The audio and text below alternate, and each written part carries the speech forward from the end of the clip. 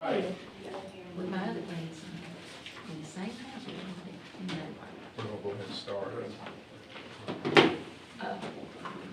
All right, board members. I have several things today. Glad to see you and glad to see you in a work session. We've got several things we want to share. And I know the next month, we've already got some plans for a work session as well. But we want to get a couple things out there so you would know some of the information items that are coming up. So all of these information items are well down the road, but want to make sure you know what we were planning. So first item up is our Career and Technical Education Business Advisory Council Annual Report. It is required by our board policy, policy 2670. So David Cross, if you'll come up, and I guess, or Kathy, you present it. I'm going to present it, Dr. Gainey, and David is here so that he could answer any questions that you all might have this afternoon. Good afternoon, board members. It is good to see you.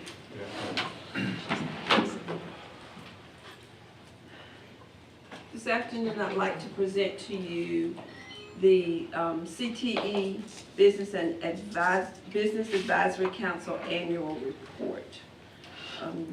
I'm sure you've heard this report many times before, and you know by general statute that it is a requirement to present this information, and also by our specific board policy 2670 to present it. On the first page of the document, you'll find all the members that are on this Business Advisory Council and when their terms expire. The fall 2021 meeting was held on October 21st via Zoom. The spring meeting is scheduled for April 2022. Attached to this document are the minutes for the meeting, which I will, I'm sure you've probably gone through those already at your leisure. If you have any questions about the minutes in the meeting or what was discussed, I'll give way to David Cross to answer those for you at this time. Board members, I can tell you this is a really neat group, cross-section of individuals involved in industry and very supportive of CTE programs in our school system. And I like being with this group because it brings us, it gives us another representation of our whole community in many ways. So neat group, and as you can see from a variety of roles in the community. If there are no questions, I'll move to the next item, which is the kindergarten registration plan. As you can see, the kindergarten registration plan for 2022-23 has already begun. Kindergarten registration will be Tuesday, March 1st, 2022. But many of the items that are in the plan have already taken place.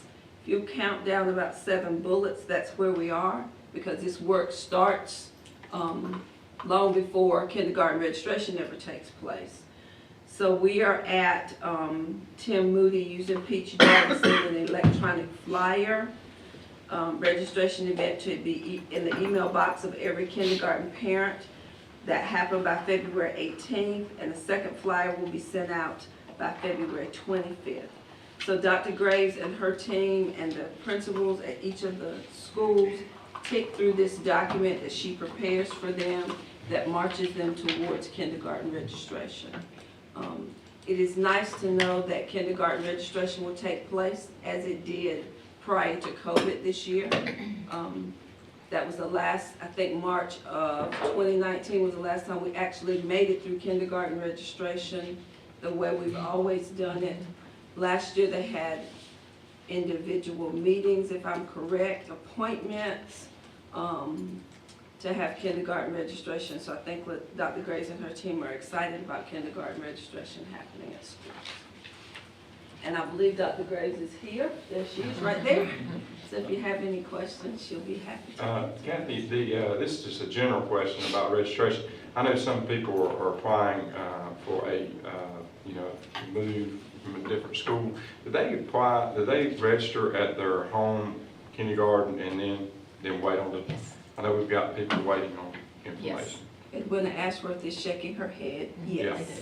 We're good. Okay. Well, kindergarten registration's on March the 1st, and we don't start our process to even open the form until March 1, so there's Yeah. no way they would have an answer in time. That's what, yeah, okay, so they didn't know if that process, they go ahead and register, and that's what I assumed, but I want to make sure.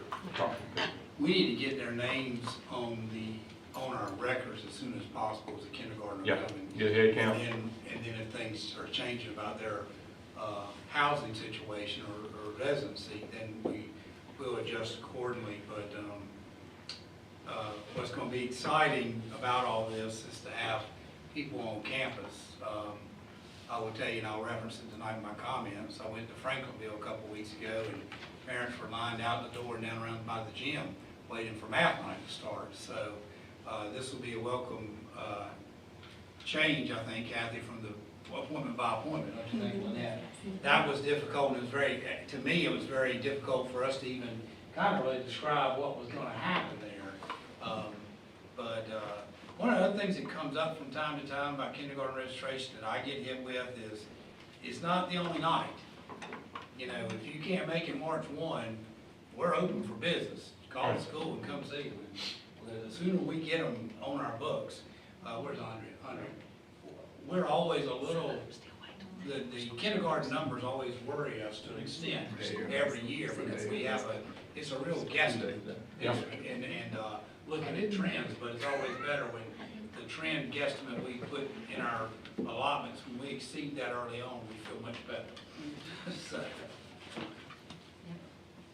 Are there any questions about kindergarten registration? The next item that I want to share with you has to do with Ccrg, Career and College Ready Graduate Initiative. I think you've heard us talk about Ccrg before.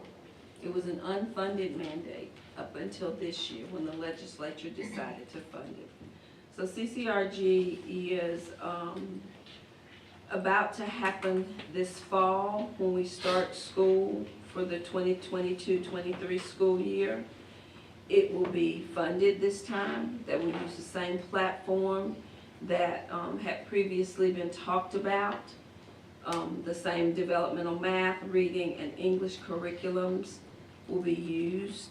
It's embedded in English, but math is a standalone, which means you could use that math curriculum at any time from 9th grade to 12th grade to help either enrich or remediate students. What we do know, what we found out today, which is an additional piece of information that is not in this document, is that all LEAs must participate in Ccrg. There are no exemptions. And all eligible students must participate this fall in Ccrg.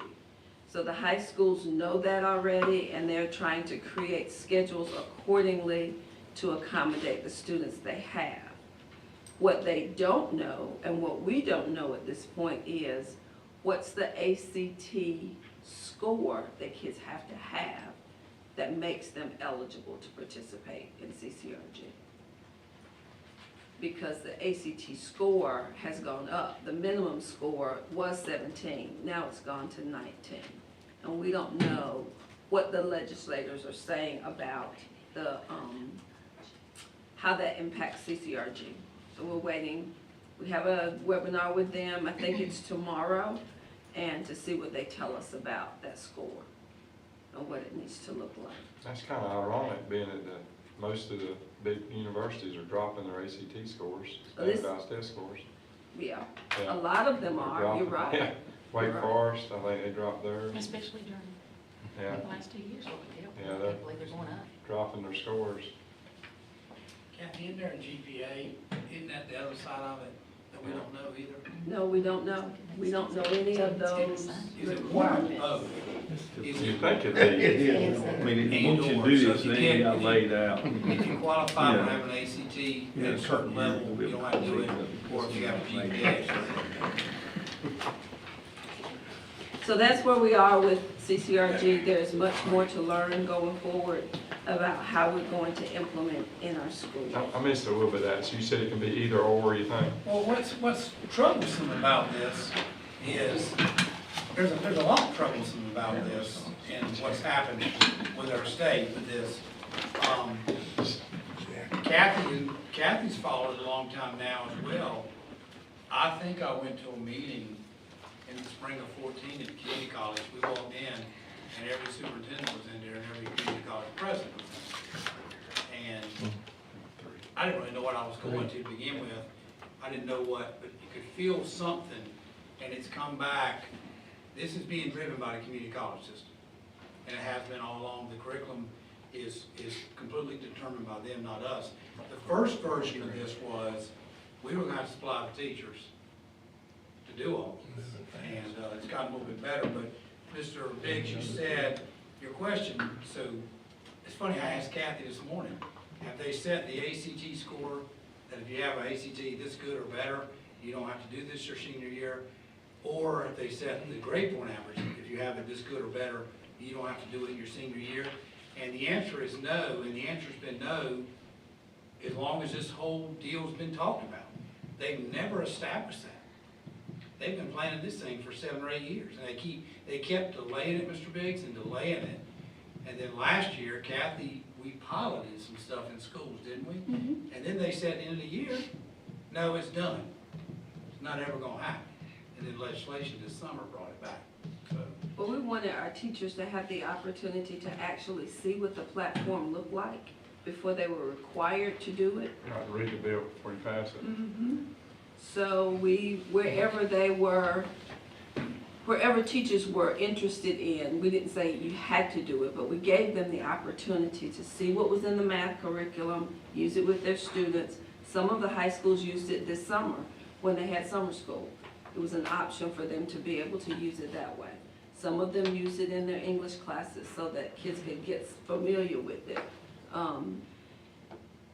I think that was a good thing, because if they haven't changed it and we have some teachers out there who already know what the platform looks like, it will be that much easier for them going forward. So they've had a chance to have a sneak peek at it and see how their kids were able to interface with it. And I don't think it hurt anybody, but it's gone to a bunch of renditions of what this was gonna look like. In fact, I wrote a note on something last night to talk to Kathy today about, I thought this initiative had gone away. And Kathy said it did, and then legislation this summer brought it back.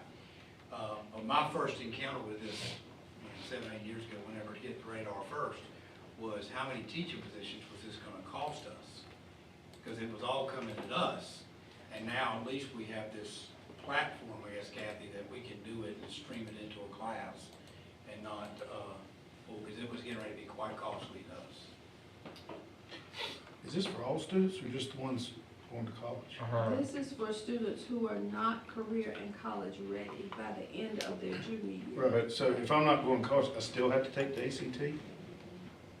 Well, the ACT is offered, paid for by the state of North Carolina. I understand, but I'm saying, Some if people I'm don't take it. not planning on going to college, I'm not, You're going to work. I'm going to You're work. going to the I'm going Air wherever. Force. I'm going one of these 100 jobs that Gloucester's got out there available right now, so I still have to take the ACT. You still have to be a part of the Ccrg initiative. Yeah, I have not seen anything, Kathy. If you that meet the says there's an requirement. opt-out. We don't have an opt-out yet. Right. But what I'm saying is, tomorrow we have a meeting, so, I mean, what we've learned in the years since I've been dealing with Ccrg, which has been a lot, it changes all the time. So, Mr. Burgess, I hate to tell you yes today, and tomorrow I might come back and say, well, they told us something different.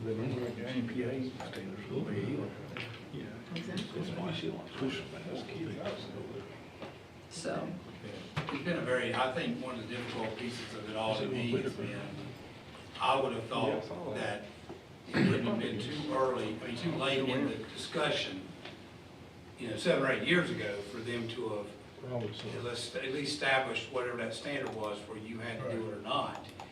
And here we are, 8, 9 years later, and we still don't have a standard for what makes you have to do it or not, so. I agree with you, Mr. Burgess. I think kids ought to be able to opt out of it. Yeah, You know, I think that with the parent signature or on some kind of an opt-out form, students ought to be able to opt out of it. I understand, that's not our decision. but that's not our call Yeah, I to know. make.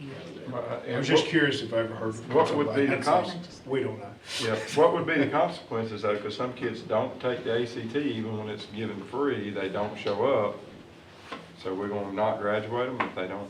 And this doesn't have anything to do with the credit. No, this doesn't have anything Yeah, I mean, to do with the credits that Now, I you're. know we're saying it's required, so I don't know what's the teeth behind it. No. Well, I think the one thing the community colleges would say to us is, the reason why they want everybody to go through this is because we could have a kid now tell us they're not going to school anymore, but then 5 years from now wind up on the community college campus. And I think that's what they would say. They would, because this all started with the premise, I remember, is that we've got kids coming into community college that aren't prepared. Yeah, well, they're gonna have a whole bunch of those right now. That's what that discussion was way back. And Yeah. I don't know, Kathy, this can't hurt anybody, but I can see there's a bunch of angles that probably will still have to be answered on this. So we'll wait for further Yeah, information. thank you. Getting to the platform, I thought was the key. When we got to that early last year, Kathy, Mhm. because at that point, we were still at the idea of where's the curriculum coming from? Who's gonna write it? I don't know what the team said. The next item I have for you is Summer Bridge Learning. I talked to you a little bit earlier in the year about the Office of Learning, Recovery, and Acceleration that has been formed in the Department of Public Instruction. Within that office, last year, they required us to do summer school. Didn't say we could opt out or anything. We went through that ordeal and we did summer school. This year, they've come back and said, here are some options for you for the summer through the funding that we're going to provide you. It is designed to help fund high-quality, evidence-based, in-person learning and enrichment summer programs for students deemed at risk that were disproportionately impacted by the COVID-19 pandemic. Well, that's all of our students. I mean, that's everybody. I don't know how you separate out. So we didn't do that. What we did was, we applied for the money. You see the allotment for the Summer Bridge Academy is $433,523, and actually, that allotment went up a little bit when the application deadline closed and school systems had not applied. They redistributed the money that was left over, and we got about $20,000 extra in that pot. And the same thing happened for Summer Bridge for the Career Accelerator program, which is the CTE portion of this program, that has $290,483 to spend. So our vision is that we're going to support students who are transitioning to school at critical stages. For example, we're going to do a camp for rising kindergartners. We're going to bring them in August, and we're going to spend some time with those little people. We can't count them as our students, so we can't put them on a bus because they won't be truly Randolph County kids. They'll have to provide their own transportation. They'll have to bring a bag lunch. We'll make sure they have snacks there. And Wendy Anderson is going to do a bus program for them to teach them how to board the bus, what it's like to sit on the bus, have some drivers there. We're going to do those things with our kindergartners. With our middle school, and in this document you will see the dates for our kindergarten students. It's August the 2nd through August the 4th, and then August 8th through August the 11th. Their time is 7:50 to 3:00 p.m. each day.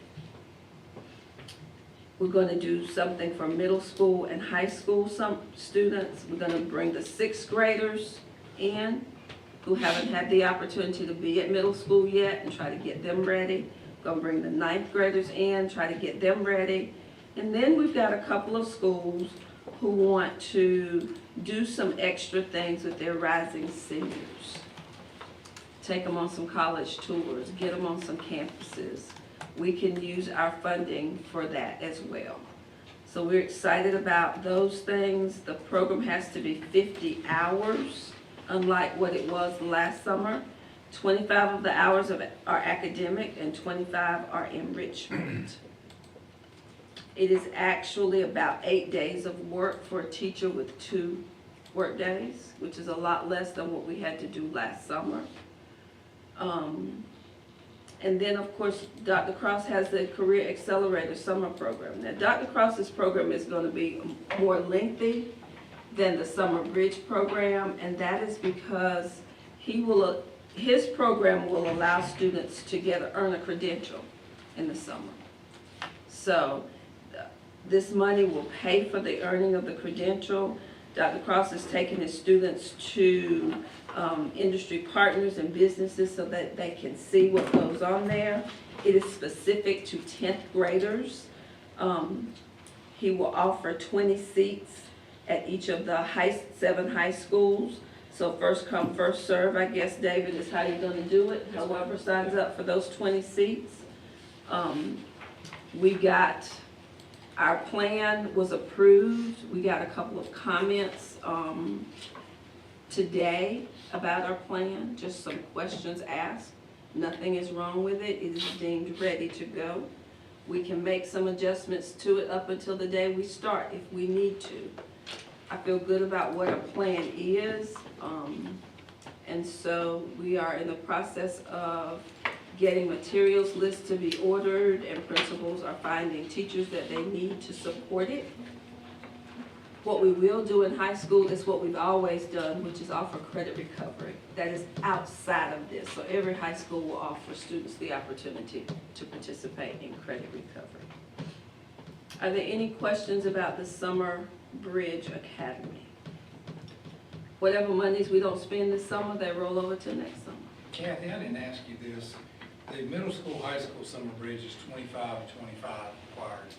50 total hours. The kindergarten, is there any requirement on that, or is it just, was there anything that led us to do that window of time? I think the teachers pretty much, it's still 50 hours. It's still 50 hours.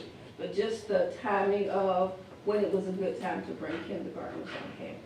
Well, And the teachers, because we got letters training that starts this summer. I've got a lot of things going on in elementary. so it is 50. So, board members, this kind of parallels back. I don't know if y'all remember, high schools used to do some freshman camps for rising freshmen. We've heard a lot of comments about the transition of 6th and 7th graders now because of what's gone on with COVID. This to get us a chance, and as well as 9th and 10th graders at the high school level, this gives us a chance to engage with some students. And Kathy's group has given them the opportunity to choose whether to do it or not. It is optional. So no school's required, but I hope they'll take advantage of it because to me it's a big plus. I really like, and Ms. Farlow, I don't know your thought, I really like the idea that kindergartners get to come on campus early. We did that one time, we called it like a little boot camp or something, and we were there for a week, and it just really helps the, transition, because, kindergarten kids come from all over, not just the daycare, they come from all over, and so. I think it helps parents It was a too. lot of work, but it was good. To know that they can take their kids there and they feel comfortable and they get to see the environment. The kids feel comfortable. Kathy, what was the limit on those on Summer Bridge? Was there a limit on number of students? I'm looking back through there. We have not limited the number of students for 6th, 9th, and 12th graders. So we're just gonna see what the need drives and go from there. Are there any questions about Summer Bridge or what our plan is for it? Now, board members, I will tell you, I was in a meeting last week, and I hope I don't hear the comment again because I don't know why it was said, but I surely hope we don't wind up with another summer school requirement. I would think we won't. I hope we won't, but the someone alluded to, they had not seen anything yet about a summer school.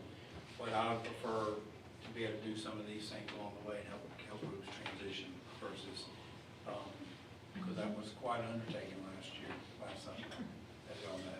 'Cause y'all heard it, like we heard it, and, so. I think we have a wonderful opportunity to expose kids to things that they haven't been exposed to. By taking them on some field trips and getting them on some community college and university campuses, excuse me. And this will allow us to do some of that outside of the regular school year so that they can kind of see what they're thinking about and ask some questions and do some tours. And several of the principals have planned just some team building activities for the ninth graders, some things they can get together and do and get to know each other prior to school starting. So I am excited about the fact that the Office of whatever they call themselves, Learning, Recovery, and Acceleration, I think that's what they call themselves, thought better of the kind of summer school that we were forced to have last year and gave us an option to participate or not participate and to have some flexibility in the way we spend the money. The last thing I have for you today is an update on Cognia. I know that Dr. Gainey sent you an email talking about Cognia and our visit, which is scheduled for March the 13th through the 16th. We met with a group of principals today to share some information with them to help them feel more comfortable about being a part of a group that will sit with Cognia. You as a board will have the opportunity to sit and talk to Cognia about your experiences in Randolph County and what you do as a board, and what the goals and mission of the district is, and how we're doing with our work, where we're doing things well and where we need to improve. So Cognia is the accreditation engine by which our school system will be accredited. We will have a team of people who will work with us virtually because they will not come here for the meeting. We have dedicated this space for the interview, the Zoom interview with Cognia, so it will be available to you all to use it on your meeting date. We told principals that they will be able to use it on their meeting date so that they can all come together in the same place and not be distracted when they're talking to the team. We are ready to engage our folks in Cognia and very much look forward to being accredited at the end of the visit. Do you have any questions about Cognia? So it worked like it did in the past, basically. When you have a group that visits schools and... There will be no visits in schools. Nothing still will do Everything will that. be virtual. Everything will be virtual. They will meet. So they won't even be here in person. They will meet with parents. They They're will afraid to meet- come too. I mean, I guess that's the it. My process. God. Tell them if they suppose can't come that in is- person, I don't have time to talk to them. I suppose that is a process that they put in I place during guess. COVID. Maybe that's a new thing. Change fittings thing. COVID turned everybody into, what is that book, The Invisible Person? I do encourage you to attend if you can. I think that bodes well for our school district to have some of our board members to be there to answer their questions. But like I said, this space will be available for you, and What we have, is that every 3 years, 4 years, 5 years. 5 years? And our actually, because you remember last year, this time Kathy and I brought you a recommendation to extend it because we just didn't see how we could get it done with everything going on.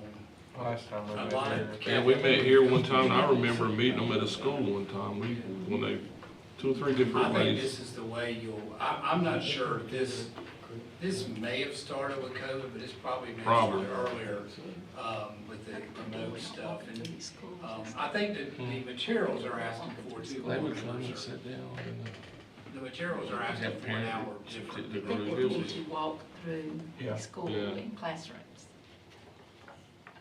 The financial Like the good old commitment days. in the virtual format is a lot less for our school district than it would be for us to have these people on the It'll be a ground. lot because- easier Because to, they come from all pass. over the country, and it is our responsibility to house them, Oh, to drive them around and all Feed that them kind of kid thing. gifts, wow. Yeah, we used It's a little to, different. we used to spend a lot of money on Uh-huh. food, and hotels, and for a week, and it's, so that'll help. Well, born at 43. Any questions about, anything else about Cognia visit, because that's gonna be on us pretty quick here. It might be some different questions than you might remember being asked last time.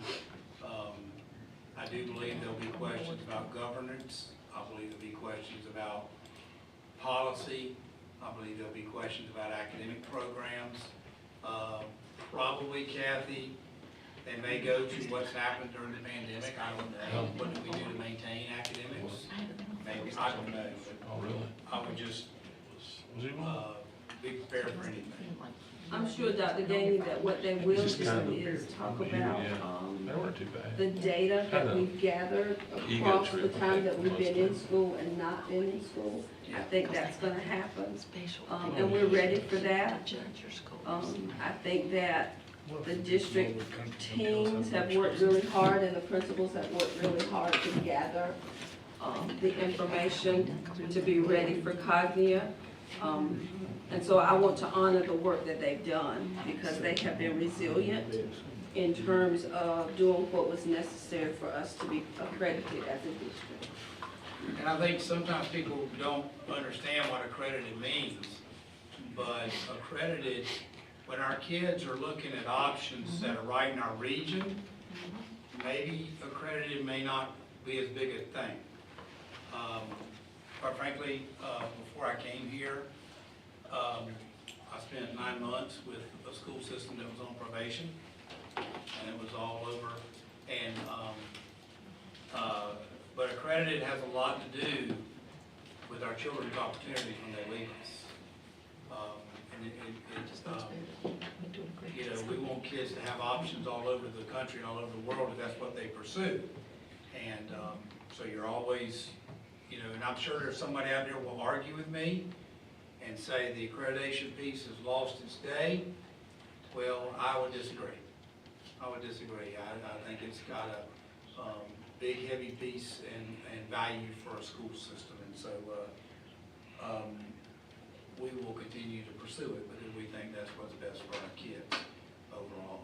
So Do charter schools have to do that, or no one has to. has to? I didn't know if they. No one has Just to. I don't know. mean, and you could get in a conversation pretty quick and probably find that other conversation, you know, but no one has to. But I think it behooves our school system to always maintain our accreditation for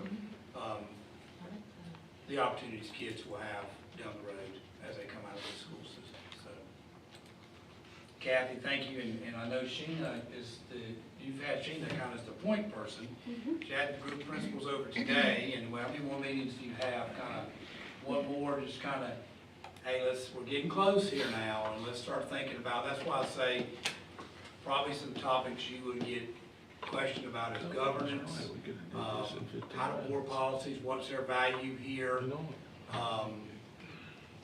what is your knowledge of academic programs, so if you've got questions leading up to that, we'll certainly spend as much time as you would like us to with you on that. And I think if I'm on one of those teams, I'm asking, how did you maintain academic rigor during the past 22 months? And it's not perfect. Anybody says we didn't miss a beat, you know, because there's getting ready to be by the way, there's getting ready to be a big report coming out by the state, and it's going to talk about learning loss because of the pandemic. It's not going to be per school system, it's going to be about, and it's not meant to say, we were in a meeting the other day about the superintendent's work, and it's not to point fingers or anything, it's just it's coming out, and it's going to talk about learning loss statewide because of the pandemic. Kathy, I have to believe that's going to come up in somebody's conversation with the Cognia team, maybe my conversation, I don't know, but it's going to come up. So if I'm guessing it will. Well, our district team and like I said, the teams in the schools have done their due diligence to be ready for Cognia. And it's a different kind of stuff too. Kathy would tell you, we're not doing the big old book per school we used to do and all this stuff. So the principals haven't, it's just a different view focused on continuous improvement. What are you gonna do from here forward too? Where are you at and where are you going forward? I'd like for all of our students who graduate from high school to be able to check the box that says that they graduated from an accredited high school. I've got a couple of things for you. And the first one is Youth Art Month is upon us in March. And the art show exhibit will be March the 1st at the Mooring Art Center. Here's a flyer for you and for you to share. Additionally, I also have your program of studies book. And what I will tell you is that the cover was designed by Stephanie Adams, who is the highly skilled woman behind David Cross, who makes his job look really easy. She is phenomenal in what she has done for the school system, and that is her work on the cover. Pretty. Thank you for your time and your attention. You're welcome.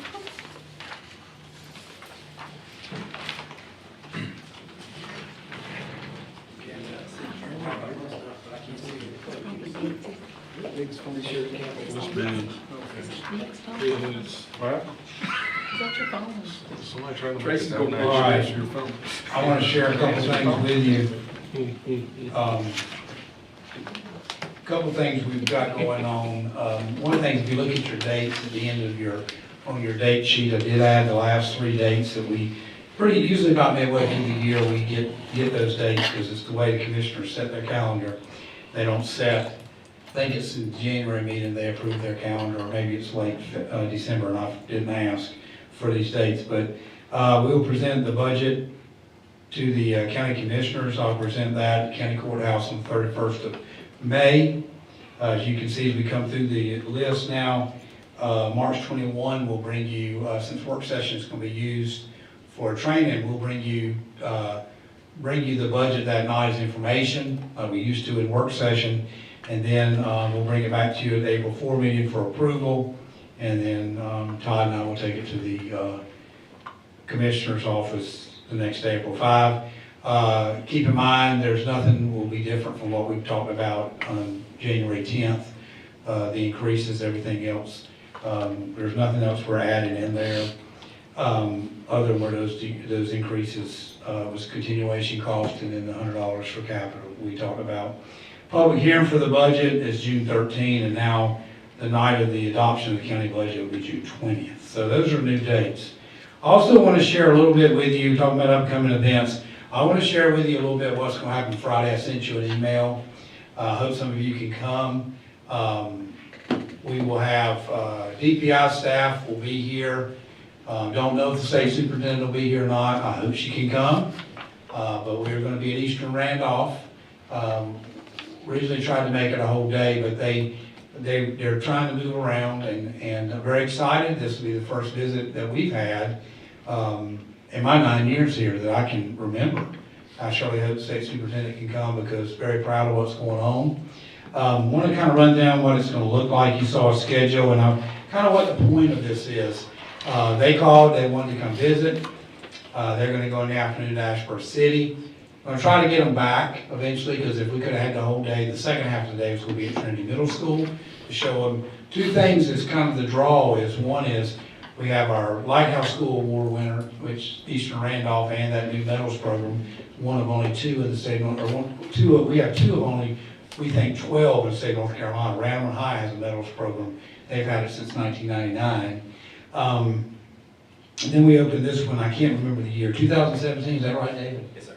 So very excited about showing them that, but wanted to show them the new state-of-the-art middle school that we built, but we'll get to that on another visit. But I want to just share some topics with you and kind of what the theme is with this. Apprenticeship Randolph has been a wonderful program for our school system, and I'm very proud of the fact that our parents and our students saw that program and took advantage of it. When you look at the numbers of apprentices chosen, and remember, this program is open to all kids. Early college, Randolph County School System, Ashburn City, charter kids, private school kids, homeschool kids, and the numbers of kids, the last I looked, continue to far outweigh on our side of kids taking advantage of that, and parents as well. So very excited about that. David's going to talk about that. He's going to talk about this medals program that if you remember, we built that with Golden Leaf money, and we used some of the Frankenette Allow money to finish that, talk about that. Virtual Academy at Randolph. I continue, somebody got me the other day about Virtual Academy at Randolph and said, well, I know it was open because of COVID. No, it wasn't. We saw some things in COVID. It's helping, but we had some children who learned different ways. And so I hope we can continue down that project with that project. But I'm very excited. Opening a virtual academy in Randolph County School System, no one telling us we had to, and knowing that we've had a waiting list a mile long. Where's Kathy at? We've had a waiting list. We've had a waiting list all year long with people wanting to get in. Very proud of that. Technology plan, we're on the verge of doing one-to-one at the high school level technology, and there again, we've had some limited resources, but we've done a lot of planning. And so virtual academy is going to be talked about by Tammy. Technology plan is going to be talked about by Sheena Creech, and then I'm going to finish with the 9-year plan.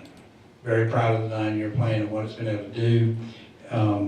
And so excited about that. And the key with these topics are there other topics we can talk about on Friday? Absolutely. What I want DPI leaving with is, everybody's getting 15 minutes and that's it. Because we just can't but want to hit these topics and the highlights of them and all. But I want them leaving with what else special is going on in the school system.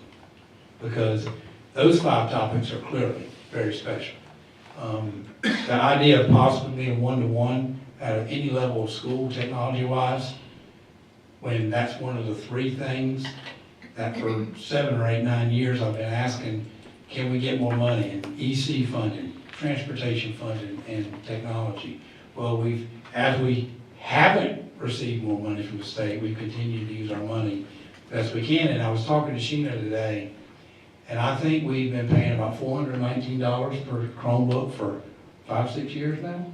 Ever since we went to the principal meeting and we said, we're not buying docking stations and all this stuff anymore, like we have the $2,100 docking station, which was the computer, the dock and everything. We're going to go to Chromebooks. That's the only way we can survive. And here we are. Yes, we've had some help with some of the pandemic extra funding, but we've also been really projecting things out of when things had to be replaced. So, just wanted to give you a kind of a heads up outline of what's going to happen on Friday. Very excited. Don't know who will come, who they will invite. First time I heard about this, they said they may invite, you may get an invitation from them. I don't know, but don't wait on that. Come on, we'll be in the media center. We'll start with a breakfast prepared by children at Eastern Randolph and the foods classes, and light breakfast, and then we'll move into our program, and it'll end with about a 45-minute tour of the metals facility at Eastern. So that should be an exciting time to showcase that and show off our school system and show off Eastern Randolph High School. So anyways, any questions about Friday? Anything that, I know I sent you that email the other day just to make sure it got on your radar, but wanted to follow up with some more details about that. Any questions about that? All right, well, board members,